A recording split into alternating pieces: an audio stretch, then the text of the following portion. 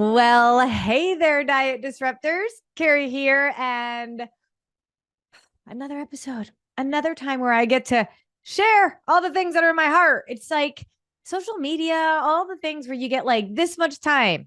I struggle with that. I struggle with being concise anyway, but like, ask me. I was just yesterday at a event and somebody asked me what I did, and I said I'm a nutritionist. And it's like what we do is so different than what is out there for anybody else, like in any other realm. And how do you just share that in like a what do you do kind of question?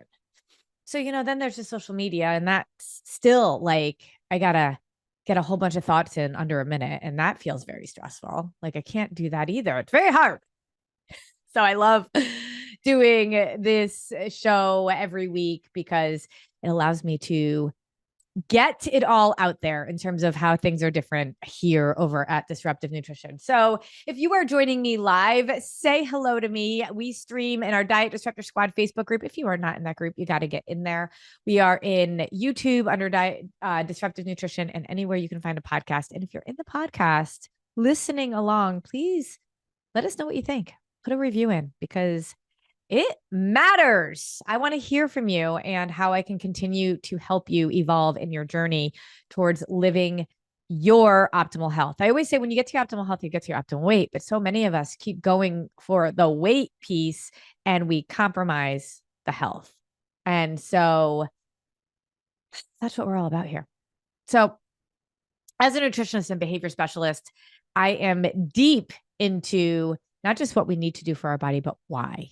And so today's episode, what I'm really going to unpack is the why we're doing what we're doing. It's going to help us to be able to actually get massive clarity on what we should be doing.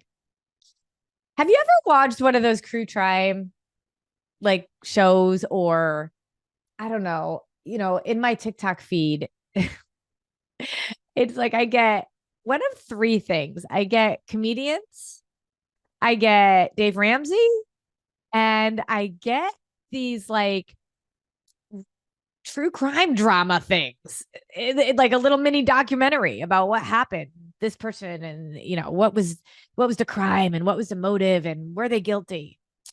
So it got me thinking about the word motive. If you're watching me live or listening and you can comment, put in motive in the chat or in the comments, because that's what we're going to discuss today. I've never actually done anything around the word motive, although we do talk a lot about our why. But as I thought about the word motive because of what was in my TikTok feed around one of these crew crime things, I thought about the fact that motive matters. In any sort of a court case or in an arrest, they're constantly looking at the motive of the criminal. Like, why would they have done this crime? Knowing that it shouldn't just be innate that somebody wants to murder somebody or hurt somebody or cause a crime. What's the motive behind it? Now, the motive is not always, it's actually legally irrelevant. It doesn't really matter why they did it. It just matters that they did it. However, motive is always admissible in court. So isn't that interesting?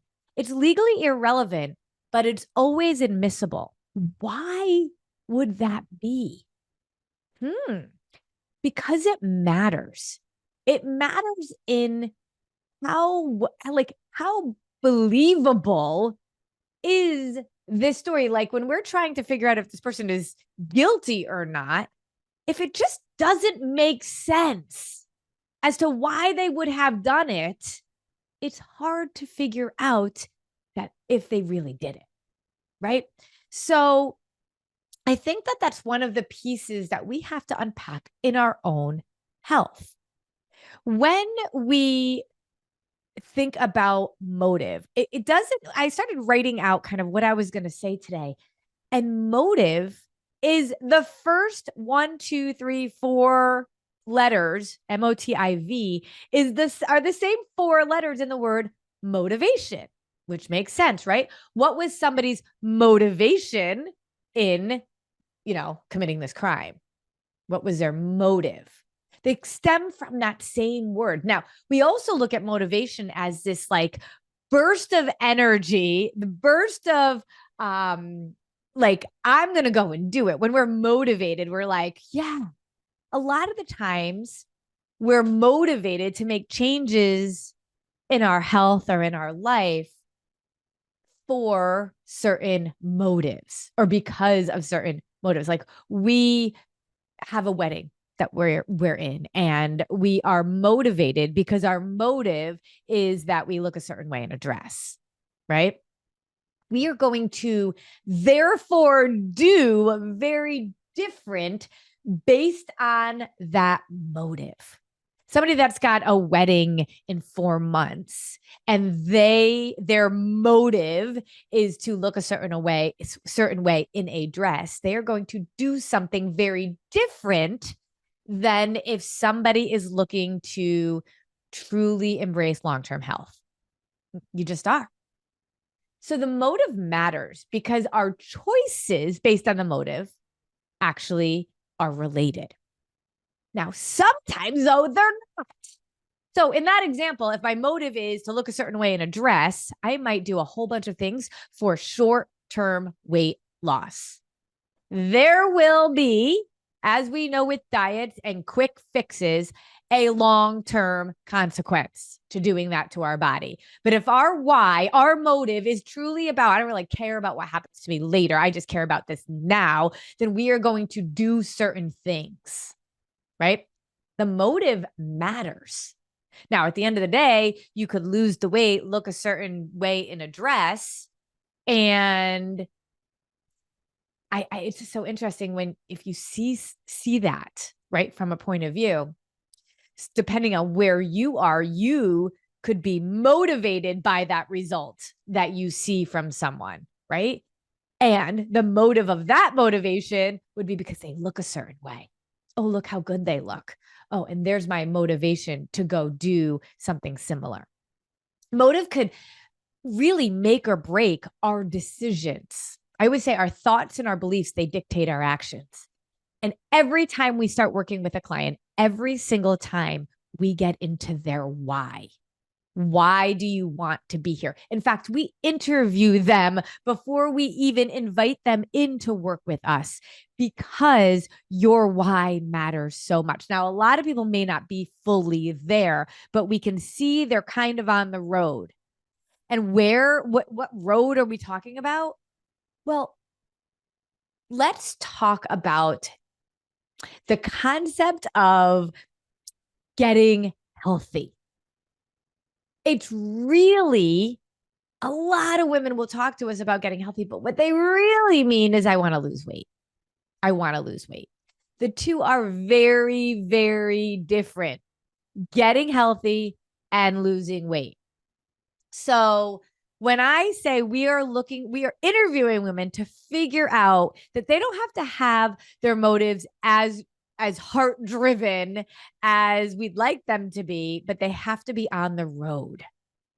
And one of those questions is, all right, let's say you could lose all the weight that you want to lose and get right to your ideal weight, looking good in your eyes, whatever good means. But you feel like garbage. Like you feel like you don't have energy. You feel like you kind of can't get up in the morning. Like you feel kind of nauseous all the time. Just call it what it is, right? You feel yuck, but you look amazing. Would you be okay with that? It's really interesting when I see women pause and really sit there and go, that's a hard question. You're not on the road. You're not on the path because you're so willing to kind of give up an essential piece of who you are for what you look like. But when we have women that say, no, absolutely, I don't want to feel awful, then we know you're on the road. You're on the road to a motive that is heart driven. versus ego driven. Let's dig into that a little bit more. So, motive matters because the same exact behaviors become very different depending on the why. Let's say you go to a gym, right? And you see all these people working out. You see people, anybody in our group, anybody as our clients, eating a certain way. The real question is, why are you at that gym? Why are you eating a certain way? Right? You could have people that are sleeping and you say, okay, like, do you get a lot of sleep? Oh, I get a ton of sleep. But it could be that they are drinking themselves to pass out every night, or that they're depressed and so they find themselves in bed more than they should be. The why behind the sleep matters. The why behind the exercise matters. The why behind the eating matters. It's so interesting because you could literally see 10 people at the gym all doing the same workout, but why they're there changes everything. I used to live in Asia, and in Thailand, when we used to go to Thailand, they actually used to say same, but different. That was the phrase all the time. They had t-shirts. It was just like, if anybody spent any time in Asia, especially Thailand, you could say same, but different. My family and I, my kids and my husband and I, because we live there, we'll joke around and most people don't know what we're talking about. But think about that. Same, but different. That's what happens, though, if your why or your motive is coming from what we call a place of ego versus a place from heart, you're gonna have different results. What? You could have 10 people in a workout class.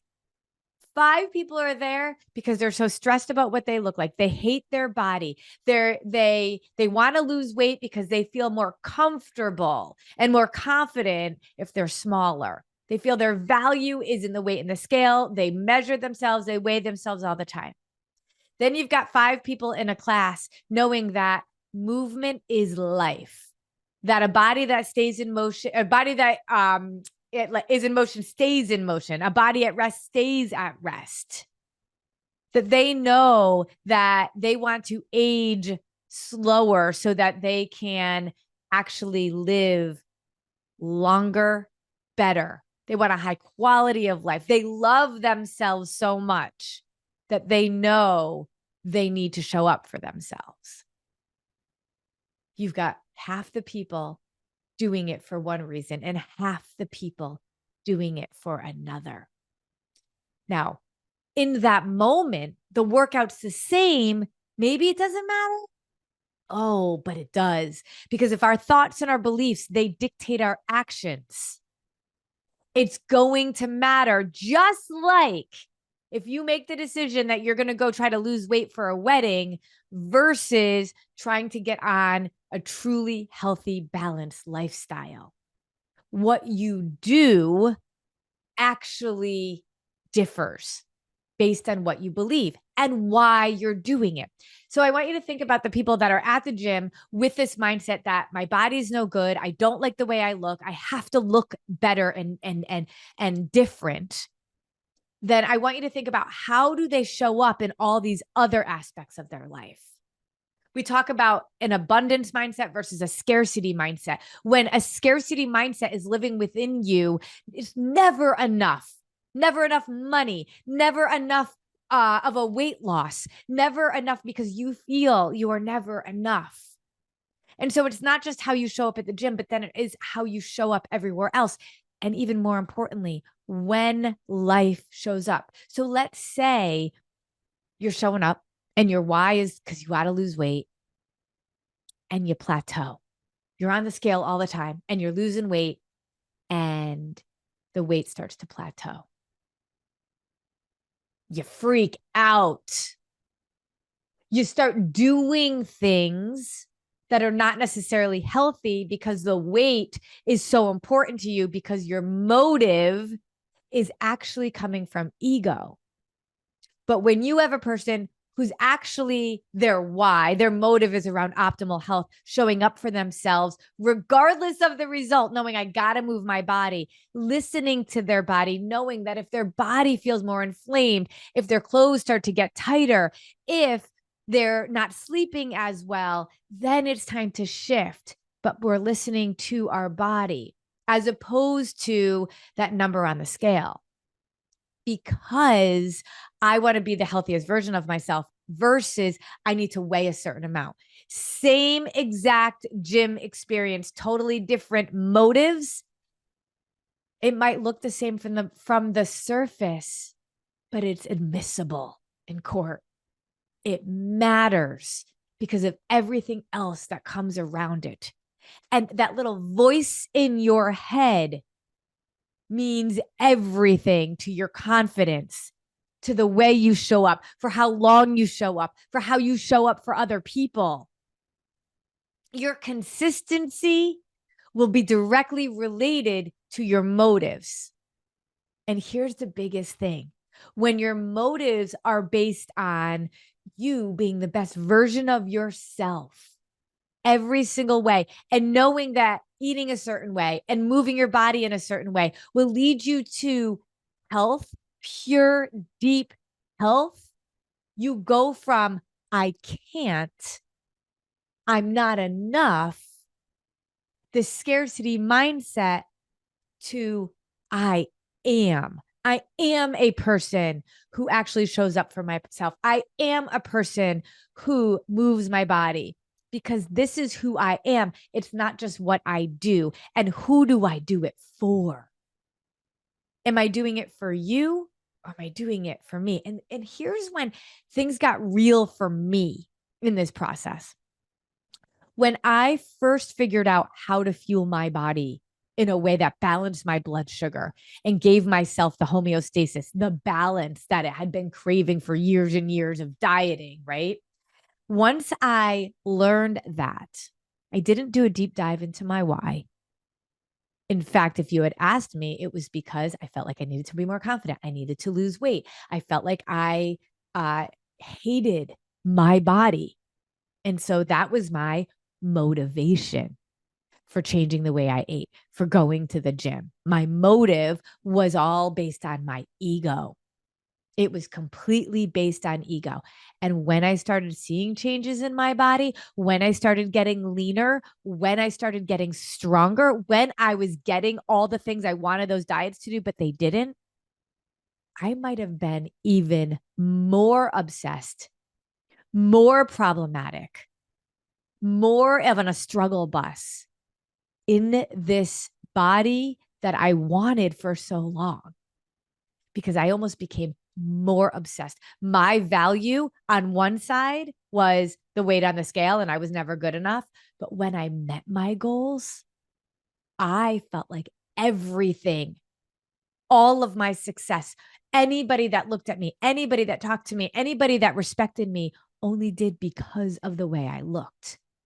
And then that scarcity mindset continued on. So I looked a certain way. I showed up at the gym. I ate exactly the way that I eat today.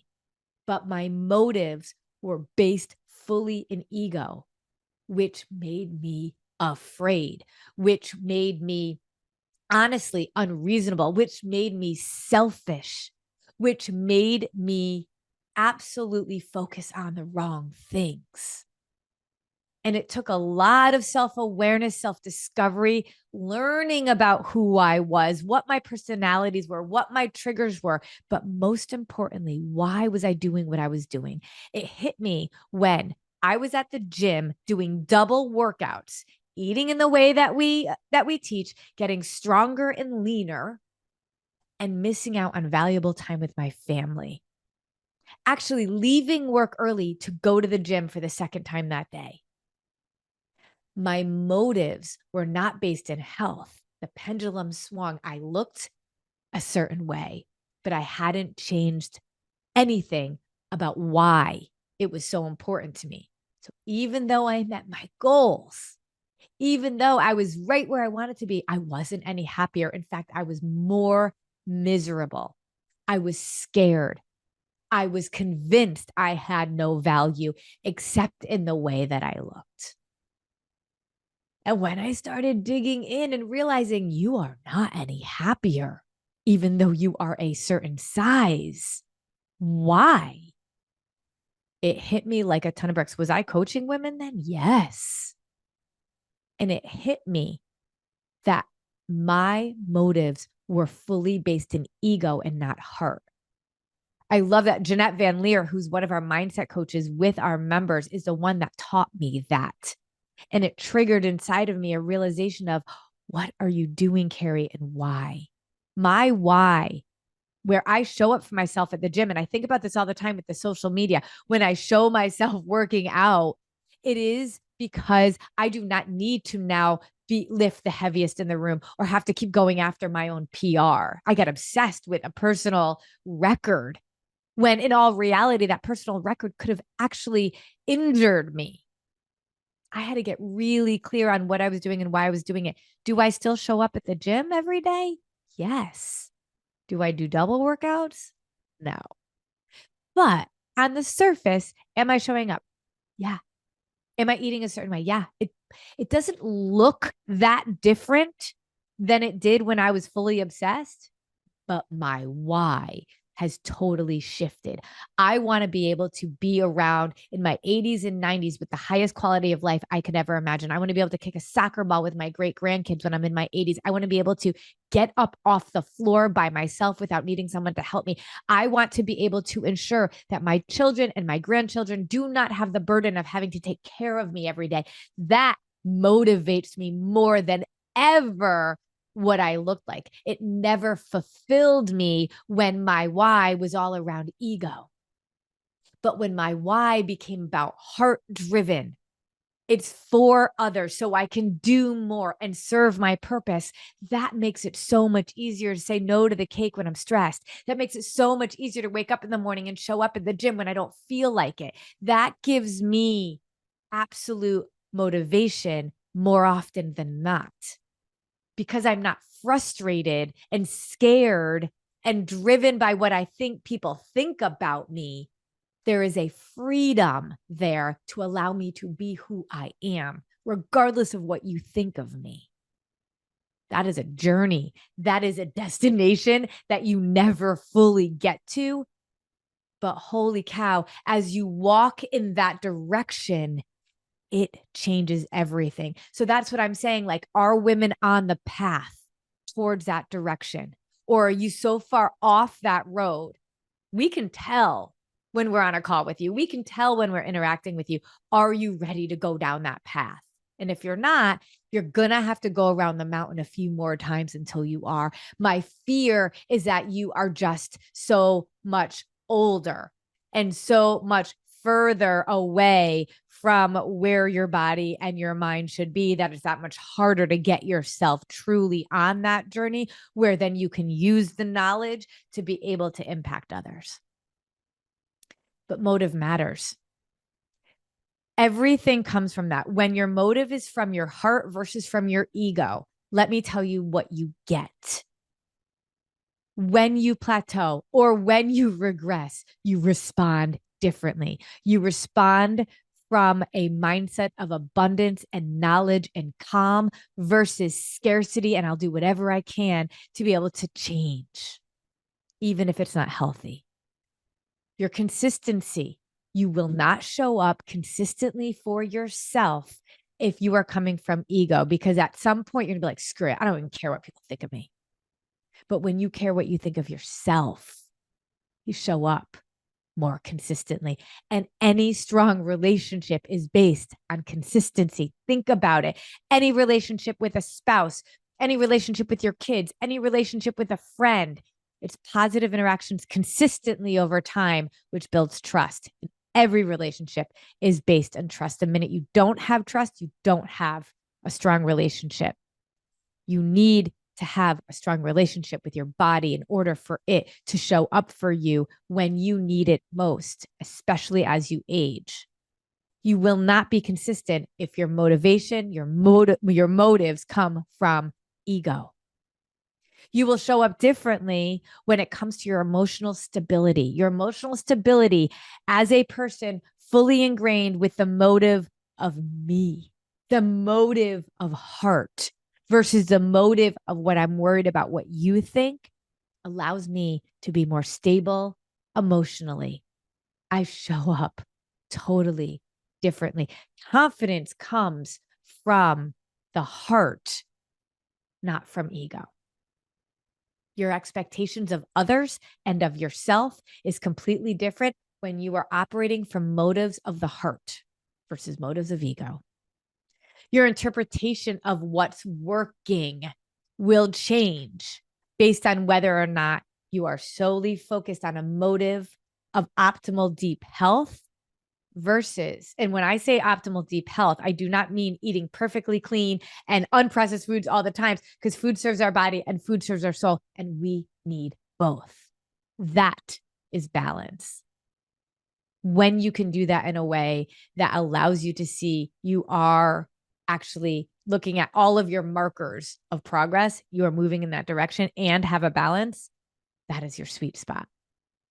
But when you have the interpretation of what's working being weight loss, how you look, everything around the outside, and not cultivating anything on the inside, then you will have a very skewed interpretation of what it means when something works. Therefore, your response will not be accurate. And finally, your focus on what matters. What gets your time, what gets your attention, what gets you will completely differ based on your motive. If your motive comes from pleasing others, worrying about what others think versus knowing who you are and responding as such, my goodness, your focus on what matters and what you say yes to, most importantly, what you say no to, will change dramatically. So your motive matters in everything you do. So before you sign up for a gym, before you work with us, before you actually decide, okay, I'm going to do intermittent fasting, I'm going to do keto, first of all, please don't. Remember our 3 rules. 1 is a based in science designed for your body to thrive. Anytime you put your body at a deficit, nothing thrives. Nothing thrives in a deficit in general. And your body is the same way. So 1 is a based in science designed for your body to thrive. 2, can you do what you're doing for the rest of your life? Remember, our body relies on consistency, not perfection. So if whatever you choose to do, you can do for the rest of your life, you might think you can give up carbs for the rest of your life. You can't. You might think you can do intermittent fasting for the rest of your life. You can't, because at one point, somebody's going to want you to go out for breakfast and you'll be like, I can't. And 3, would you let your kids do what you're doing? Would you let your kids do intermittent fasting? Would you let your kids do keto, Weight Watchers, a weight loss shot, any of those things? No, because you know it's not healthy. So if you're considering doing that, your first question to yourself is not which one of these diets should I do? It's why am I doing it? And get yourself into what we call your 5 whys. We do this with our clients a lot. Why do you want to lose weight? Oh, because I want to feel more confident. Why do you want to feel more confident? Well, because I feel like right now I don't even want to be in public. Why do you not want to be in public? Well, because I feel like I'm not good enough. I don't like the way I look. I don't like the way my clothes fit. Why don't you like the way you look? Because it just sends a message that I'm ugly. And do you see what you're doing? You're getting into your own why. And when you really, really drill down, which is what I did, I realized my why, honestly, was about being the healthiest version of myself. Because if somebody asked me, would you want to be able to lose all the weight and look a certain way, but feel awful? I knew that's not what I wanted. I wanted to feel good. I wanted to feel confident. But even because we know plenty of thinner, smaller people are not there, doesn't mean confidence. And plenty of larger people have confidence. Confidence comes from within. And so we got to get down to what are we doing, but why are we doing it? And is it coming from what we believe other people think of us? Is it coming from what we think we should be looking like so other people can like us? is it because we are comparing ourselves to others? Remember, there is nobody like you. Your fingerprints tell you that. Speaking of crime scenes, that's the marker of who was in the room when it happened, because your fingerprint is unlike any others. To compare your fingerprint to another would be ridiculous, because we know there are no two alike. So to compare yourself to another is ridiculous, because we know there is no one like you. So you just have to be truly in love with and impressing yourself. You are the only person you are guaranteed to know in 10 years, in 20 years. And do you want to look back and regret the time that you spent focused so much on the wrong motives? Or do you really want to get on the road and recognize that your motives, if they come from the heart, will get you so much further in your health and your life and reaching your purpose than ever is where a motive would be around what people think of me. Don't confuse your belief that you have to weigh a certain amount or look a certain way to be able to have confidence with the fact that you want to get healthy. Like, you could say, I really want to get healthy, but what you really mean is, I want to look a certain way. Now, don't get me wrong. When you get to your optimal health, you're going to get to your optimal weight. And it was so interesting because when a prospective client of ours asked one of our clients, I mean, I have like 80 pounds to lose. She said, how do people lose that much weight with you? And what she said was, now I know a different answer to that, because people often tell me more than some of our clients realize. But she said, you know what? I don't really know, because nobody really focuses on that as much. I mean, we see pictures of people, they talk so much about like how they've gone down like 6, 7, 8, 10 dress sizes, but weight, we don't really know. But what I do know is that there's a lot of women that come to me, they're like, I got weighed at the doctor's office, or I did step on the scale. And without a doubt, these women, because a byproduct of being healthy is that your body doesn't have to hold on to the visceral fat that it's holding on to. But it's so crazy how that, because their why is so based on who they are, that they've just sort of divorced themselves from that as an accurate measure of who they are. It's incredible when people will come up to them, and I'll never understand why we feel like we can compliment people on what they look like. I don't understand. I just think that we should not be doing that. But that's a whole nother podcast for another day. But when people comment, oh, you look like you've lost weight, or oh my gosh, you look so good, it's like, that doesn't even really resonate as much as how good they feel, because they know they're showing up for themselves for the right reasons. Motive matters, you guys. You know, it's always admissible in a court of law. And if it is because it matters, then it matters for you too. So I'd love to hear your takeaway on this. If motive matters, what's your motive? Or if you've evolved in your why, in your motive, just like I have, and that I'm still evolving, share that evolution with us. We want to hear it. Okay. If you want more information, if you are excited to be able to kind of be like, I got to dig into this more, I've scheduled some webinars that you could dig into. You can go to disruptivenutrition.com/training, where I dig more into all of this concept. Or if you want to think about what your next step may be, like, okay, is blood sugar something that really is an issue for me? Our mindset's really tripping me up. I have an interactive quiz that you can take, so you can kind of figure out what that looks like for you too. You can go to disruptivenutrition.com/survey. Either way, if you want more information and to dig into one of my trainings, see if I'm doing a training that aligns with your schedule over the next couple of days, and sign up for that. Or you can go do our little interactive survey that you actually interact with me, where I can kind of see where you are and what you need. That's a cool option too. All right. So let me know. Give me your takeaways on how you're thinking about your own motive.